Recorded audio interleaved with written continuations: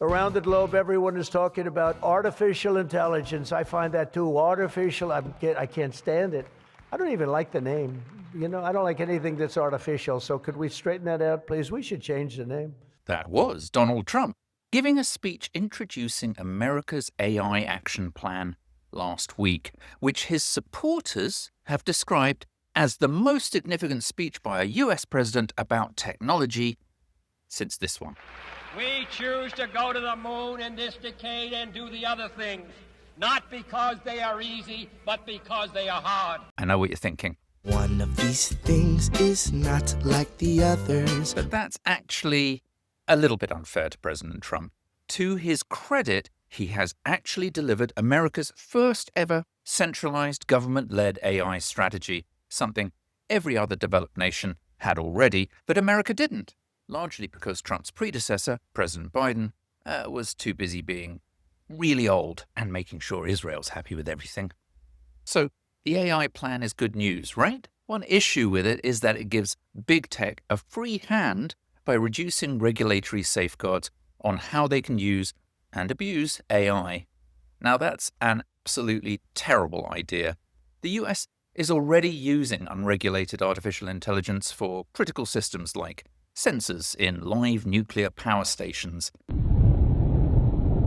It obviously needs more protections, not less. And while President Trump's strategy emphasizes overdue improvements to the nation's energy and water infrastructure, which are essential for powering and cooling AI, he is about 20 years too late. China factored AI infrastructure into 4 of its 5-year plans, starting all the way back in 2006. Back when the CIA was still busy lying about running its global torture network. But also, and perhaps most importantly, how likely is it that any of the Trump AI strategy will actually be implemented under the current US political system? It's not a coincidence that 5 of the most autocratic countries in the world, China, Hungary, Singapore, India, and Poland, are also moving fastest to architect and deploy full-stack AI economies, using it to transform everything from healthcare to transportation to energy. Now, they've achieved this largely because autocracies excel at rapid decision-making and resource mobilization, traits that are essential for building national AI infrastructure. But now consider the US. It sits at the crossroads of autocratic tendencies, thanks for that, President Trump, extreme wealth, and a dominant big tech-fueled AI industry.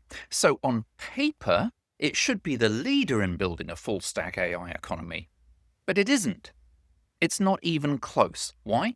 Because, uniquely, it combines the unattractive anti-democratic traits, which are accelerating AI economies elsewhere, without the speedy execution and industrial and commercial advantages that usually derive from totalitarian rule.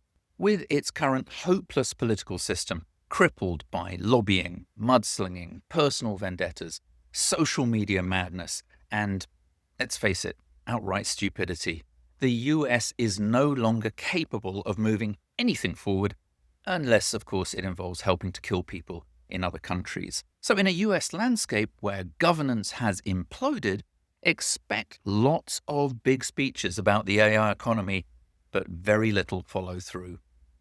And that vulnerability, I'm afraid, if left unaddressed, will not only capsize US leadership in artificial intelligence, but it also threatens its entire economy.